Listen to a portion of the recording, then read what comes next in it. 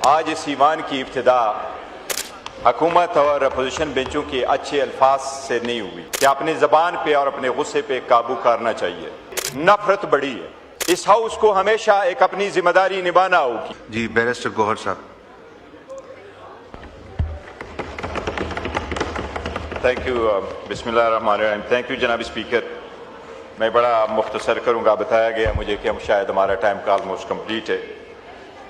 जनाब स्पीकर, आज इस ईवान की इब्तिदा हुकूमत और अपोजिशन बेंचों के अच्छे अल्फाज से नहीं हुई और हम बारहा इस बात का जिक्र करते रहते हैं कि अपनी ज़बान पे और अपने गुस्से पे काबू करना चाहिए। ईवान में जब हम होते हैं और सारी दुनिया और हमारी फैमिली मेंबर्स उसको देखते हैं तो एक इम्प्रेशन क्रिएट हो जाता है कि यहाँ अवामी मसाइल पे बात होगी। जनाब स्पीकर, हमें एक रेड लाइन यहाँ खींचना होगा कि वो हम क्रॉस नहीं करेंगे as a leader of the opposition हो, चाहे या लीडर ऑफ द हाउस हो या उसके मेंबरान साहिबान हो। इससे न सिर्फ ये तलखी बड़ी है, तनाव बड़ा है, बस जनाब स्पीकर इससे नफरत बड़ी है। इस हाउस को हमेशा एक अपनी जिम्मेदारी निभाना होगी। अचकज़ई साहब ने आदर दिन भी कहा कि इस ईवान को मजबूत करो।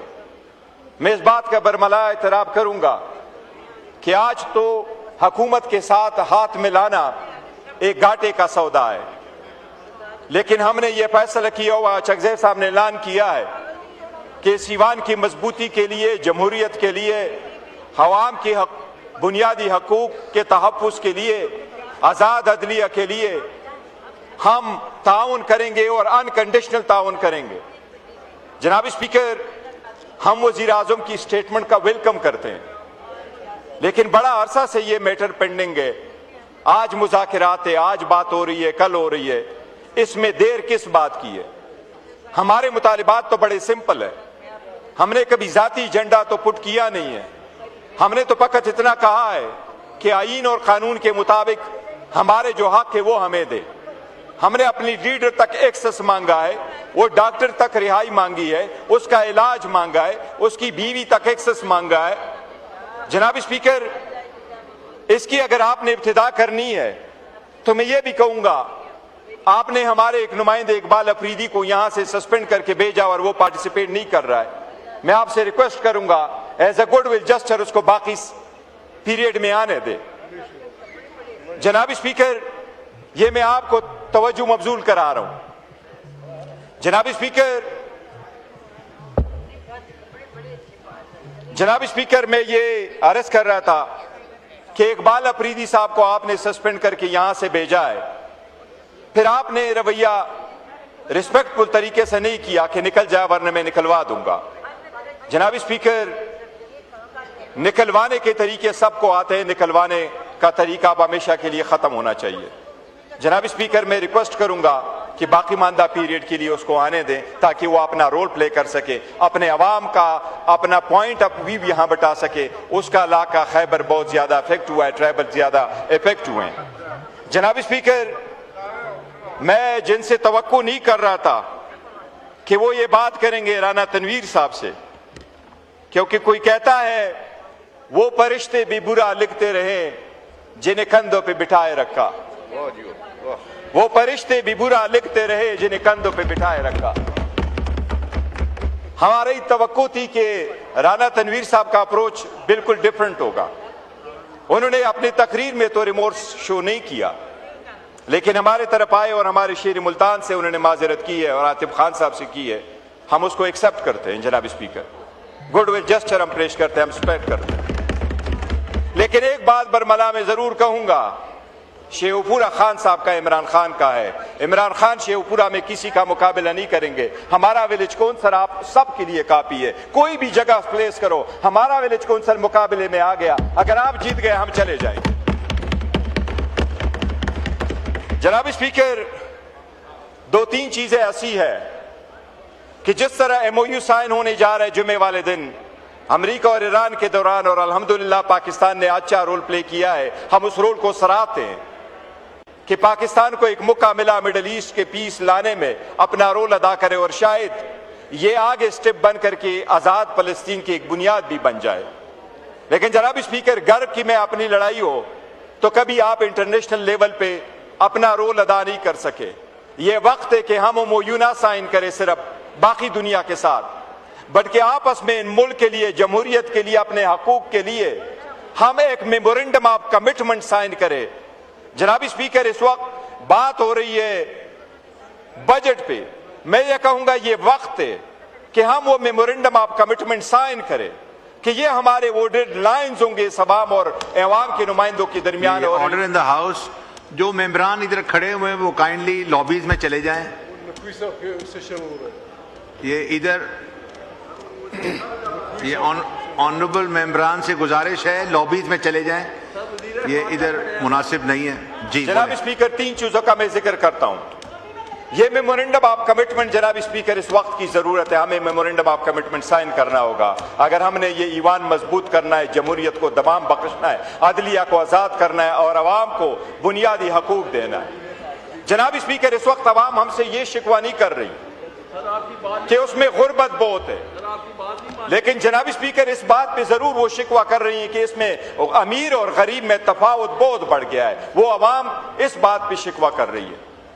जनाब स्पीकर, मैं जो बजट पेश हुआ है, हम सारे अपोजिशन वाले यूनानिमसली उस बजट बिल को हम रिजेक्ट करते हैं और हम उसके बारे में मैं ज्यादा डिटेल में नहीं जाऊंगा। जनाब स्पीकर, हमारे जितने भी साथी है उन्होंने 1 बाय 1 उसके अदाद शुमार दिए हैं। इसमें कितनी महंगाई है, कितने कर्जे लिए, कितने वापस हुए हैं, कितने पॉलिसी है, सब कुछ भी जिक्र हुआ है। लेकिन मैं ये कहूंगा जनाब स्पीकर, जिस तरीके से आज आपने 3 मरतबा कहा है ऑर्डर इन द हाउस, जनाब स्पीकर, आईन के 2 आर्टिकल, सिर्फ 2 आर्टिकल इमरजेंसी के बारे में है, 2 आर्टिकल आईन में तरमीम के बारे में है।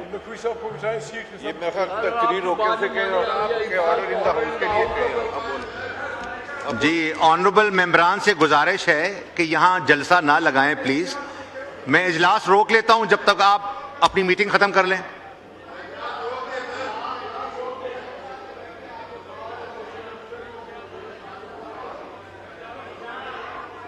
जी, तशरीफ रखें, यहाँ लॉबीज में चले जाएं प्लीज।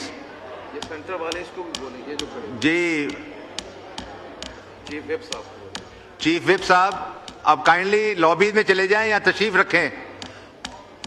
तारिक फजल चौधरी साहब, मेहरबानी करें, ये इस तरह ना करें, वो ऑनरेबल मेंबर बोल रहे हैं। दर्शन साहब, आप भी तशरीफ रखें प्लीज, थोड़ा डिकोमन रखें हाउस में। जी, गौर साहब बोलें प्लीज। थैंक यू जनाब स्पीकर। जनाब स्पीकर, मैं ये बात जरूर अर्ज करूंगा कि आईन में सबसे बड़ी जिम्मेदारी इस ईवान पे, इस नुमाइंदगान पे डाली है आईन ने। आईन के 2 आर्टिकल कहते हैं कि अगर आईन में तरमीम करनी हो तो क्या तरीका अडॉप्ट करना है, और आईन के 6 आर्टिकल कहते हैं बाकी चीजों के बारे में। लेकिन जनाब स्पीकर, आईन के 11 आर्टिकल है सिर्फ इसके बारे में कि बजट कैसे पास होगा। 11 आर्टिकल्स आईन के। ये इतनी बड़ी जिम्मेदारी है क्योंकि आपके पास जो पैसा होता है वो कौम की अमानत है और उस पैसों को कैसे हम इस्तेमाल करें, इसके लिए सबकी विजडम की जरूरत होती है। जनाब स्पीकर, हमें ये अडॉप्ट करना होगा फॉरएवर कि हमारा इस्तेमाल ऐसा हो जिसमें हम एक गरीब आदमी की लाइफ में चेंज लेके आए। इस बजट को हम यूनानिमसली अपोजिशन की तरफ से रिजेक्ट करते हैं क्योंकि इसमें गरीब के लिए कुछ भी नहीं है। इस बजट को इसलिए रिजेक्ट करते हैं, इसके मैं आदाद शुमार पे नहीं जाता। हमारे मेंबरान साहिबान ने, मैं उनको हराज तहसीन पेश करता हूं, उन्होंने बेहतरीन तरीके से उसके आदाद शुमार रखे हैं। महंगाई कितनी है, बजट कितना है, उसके कितने कर्जे लिए गए हैं। लेकिन मैं जरूर कहूंगा जनाब स्पीकर कि 1 जुलाई को जब आम पाकिस्तानी जाएगा मार्केट में, उसको आटा महंगा मिलेगा, उसको एलपीजी का सिलेंडर महंगा मिलेगा, उसको इलाज दवाई के लिए जो दवाई लेगा वो महंगा मिलेगा। जनाब स्पीकर, उसको हर चीज जब महंगी मिलेगी तो ये बजट आवाम और गरीब का बजट कैसे कहलाए? ये अवाम की जिम्मेदारी है कि आप अवाम के नुमाइंदे की हैसियत से वो कुछ उनके लिए करें ताकि उनकी जिंदगी में रिलीफ लेके आए। जनाब स्पीकर, ईरान के जंग से सारी दुनिया इफेक्ट हुई है। जंग को तो हम कंट्रोल नहीं कर सकते, लेकिन उसको कैसे रिस्पॉन्ड करे ये तो हम कंट्रोल कर सकते हैं। जंग के बाद ऑस्ट्रेलिया ने सबसे पहला चेंज जब वो लेके आए तो उन्होंने कहा इस जंग से एक शॉक हमें मिला कि हमारे पास पेट्रोलियम के रिजर्व कितने हैं। उन्होंने उसको चेंज करके 90 दिन का किया। मैं हुकूमत से मुतालबा करूंगा कि 2000 से लेके आज तक आपका कानून यही कहता है कि 20 दिन का आपके पास पेट्रोल मौजूद हो। वो 20 दिन का पेट्रोल भी आपने नहीं रखा हुआ, इससे पैदा ले आप रॉ को चेंज करें। आप भी 90 दिन का स्टॉक रखें ताकि अवाम को कोई रिलीफ दे सके आप। जनाब स्पीकर, अगर बाकी अदाद शुमार पे मैं नहीं जाता, लेकिन मैं ये जरूर कहूंगा सिर्फ इतनी बात कि जब आपकी आबादी बढ़ रही हो, प्रोडक्शन हो नहीं, आमदन से ज्यादा खर्चे हों, तो ये तकदीर ही का कहना है कि फिर गुर्बत ही होगी। जनाब स्पीकर, इसको प्रॉपरली एड्रेस करने हुकूमत के बजट में कोई प्लान नहीं है, कोई स्ट्रेटजी नहीं है इससे निकलने के लिए। जनाब स्पीकर, इस वक्त मुल्क का जो यूथ है 65% आबादी उस अंडर बिलो द 30 ईयर्स पे मुश्तमिल है। जनाब स्पीकर, उनकी जॉब अपॉर्चुनिटी आपने नहीं दी। जॉब अपॉर्चुनिटी आपको मिलेगी तो प्राइवेट सेक्टर से मिलेगी। हुकूमत ने बहुत क्लेम किया कि हम प्राइवेटाइज करेंगे SNGPL को, SSGC को, PSO को, नेशनल बैंक को, रेलवे को, लेकिन आज तक वो एक ही नहीं कर सके, सिर्फ PIA कर सके। और PIA भी पूरा की पूरा घाटे का सौदा किया। सिर्फ 10 अरब रुपए खजाने में आए, बाकी पैसे कहां चले गए। आपने 10 अरब से ज्यादा तो अपने लिए एक गल्फ स्ट्रीम जहाज खरीदा है, तो आपने उसमें भी अवाम का एसेट बेचा, लेकिन इस पार्लियामेंट में नहीं बताया कि वो किस तरह ट्रांसपेरेंट था, वो किस तरह उसको मार्केट वैल्यू आपने रिसीव की है। जनाब स्पीकर, एनर्जी सेक्टर में भी आप नहीं कर सके। मैं 2 चीजों का सिर्फ जिक्र करूंगा। जनाब स्पीकर, हेल्थ और एजुकेशन पूरे दुनिया की बैकबोन होता है। आप इस वक्त 1% से कम और 1% के करीब आप GDP का वो लगा रहे हैं। जनाब स्पीकर, पूरी दुनिया 6% लगा रही है, तो आप में तरक्की कैसे आएगी। जनाब स्पीकर, बेनजीर इनकम सपोर्ट का तस्करा हुआ है। इस साल आपने बजट में रखा 838 बिलियन रखे।